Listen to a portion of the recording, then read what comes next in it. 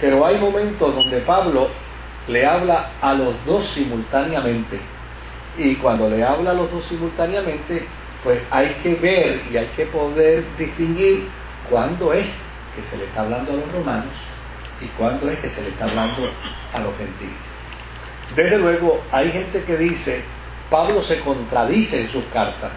Pues porque cuando usted lee, digamos, la carta de Pablo a los Gálatas, Pablo cuando le escribe a los Gálatas su carta, él prácticamente le habla bien mal a los cristianos gálatas de la fe judía.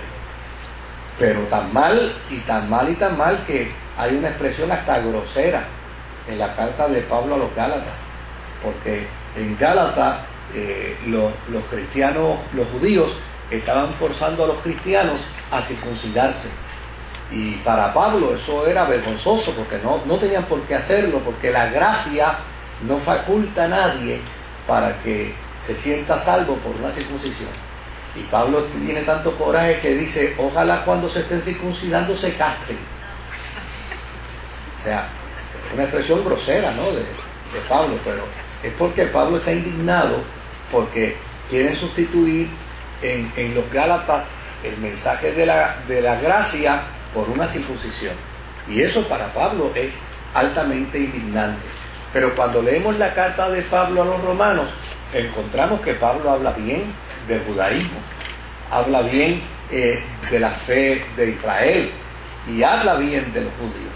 Pero entonces hay que ver cuándo y en qué momento Pablo utiliza el lenguaje para comunicar unas verdades a los creyentes de Roma. Como por ejemplo, en la introducción que Pablo escribe a la carta de los romanos, él le dice, por ejemplo, a los gentiles, mire, ustedes en otro tiempo no eran pueblo, ustedes inclusive Dios tenía un trato con ustedes, pero ustedes ignoraron el trato que Dios tenía con ustedes, a tal punto que ustedes se hicieron desobedientes y cambiaron el uso de las cosas naturales por lo que es contranatural, y se entregaron a la inmundicia, y se entregaron a la orgía, y se entregaron a todo tipo de inmoralidad. Y Pablo le sigue diciendo tantas cosas feas a los gentiles, ¿verdad?, cuando le escribe la carta. Y yo me imagino que los judíos estaban contentos, porque imagínense, Pablo está insultando a los cristianos gentiles, pero cuando termina de insultar a los cristianos gentiles, le dice ahora a los hermanos judíos, y ustedes son 2 veces peor que estos. ¿Ven? Entonces uno dice, mira qué cosa interesante, cómo Pablo, los judíos pensaban, decían, oye, por fin ya Pablo se convirtió, ya el tipo sabe, ¿verdad? Nos está defendiendo muy bien, pero al final le dice, no, ustedes son peores todavía. Y ellos se sorprenden, ¿y por qué somos peores? Porque a ustedes Dios los escogió, y los escogió para un propósito, y ustedes perdieron de perspectiva ese propósito de Dios. Así es que trabajar con la carta de Pablo a los romanos es fascinante, pero necesitamos obligatoriamente, al mirar la carta, ver a quién y en qué momento Pablo le está hablando, porque hay dos escenarios. Ahora, como lo que vamos a considerar hoy es la carta de Pablo a los romanos, en el capítulo 11, yo no sé si allá podemos tener la pantalla, ¿no? No la podemos tener la pantalla. No, okay. Sí. Ah, Roberto va para allá. Pues si no, pues entonces, que la pantalla no las ubica, vamos entonces a la lectura bíblica. Y vamos a Romanos capítulo 11.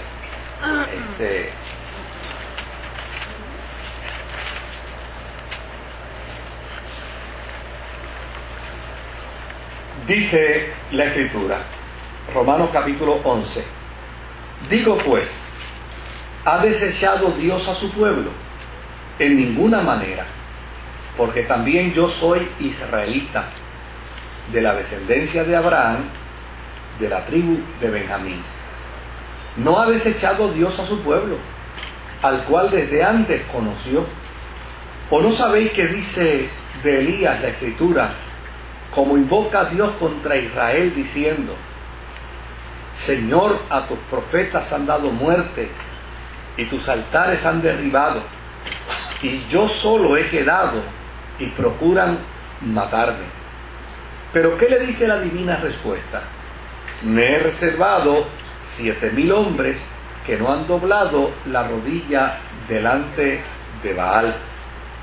Y así también, aún en este tiempo, ha quedado un remanente escogido por gracia. Y si por gracia, ya no es por obras. De otra manera, la gracia ya no es gracia. Y si por obras, ya no es gracia. De otra manera, la obra ya no es obra. ¿Qué pues?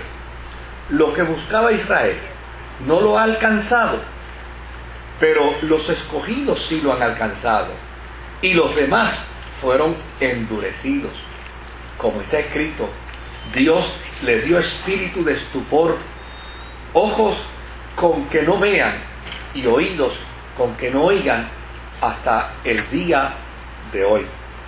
Y David dice, se ha vuelto su convite en trampa y en red, en tropezadero y en retribución. Se han oscurecido sus ojos para que no vean, y agóbiales la espalda para siempre. Digo pues, ¿han tropezado los de Israel para que cayesen? En ninguna manera, pero por su transgresión vino la salvación a los gentiles para provocarles a celo. Y si su transgresión es la riqueza del mundo, y su defección la riqueza de los gentiles, cuánto más su plena restauración. Porque a vosotros hablo, gentiles, por cuanto yo soy apóstol a los gentiles, honro mi ministerio. Pero si en alguna manera puedo provocar a celo a los de mi sangre y hacer salvos a algunos de ellos, porque si su exclusión es la reconciliación del mundo, ¿qué será su admisión? Sino vida de entre los muertos. Si las primicias son santas, también lo es la masa restante. Y si la raíz es santa, también lo son las ramas. Pues si alguna de las ramas fueron desgajadas, y tú siendo olivo silvestre, has sido injertado en lugar de ellas, y has sido hecho participante de la raíz y de la rica savia del olivo, no te jactes contra las ramas. Y si te jactas, sabe que no sustentas tú a la raíz, sino la raíz a ti. Pues las ramas, dirás, fueron desgajadas para que yo fuese injertado. Bien, por su incredulidad fueron desgajadas, pero tú por la fe estás en pie. No te ensoberbezcas, sino temes. Porque si Dios no perdonó a las ramas naturales, a ti tampoco te perdonará. Mira pues la bondad y la severidad de Dios. La severidad ciertamente para con los que cayeron, pero la bondad para contigo, si permaneces en esa bondad, pues de otra manera tú también serás cortado. Y aun ellos, si no permanecieren en incredulidad, serán injertados, pues poderoso es Dios para volverlos a injertar.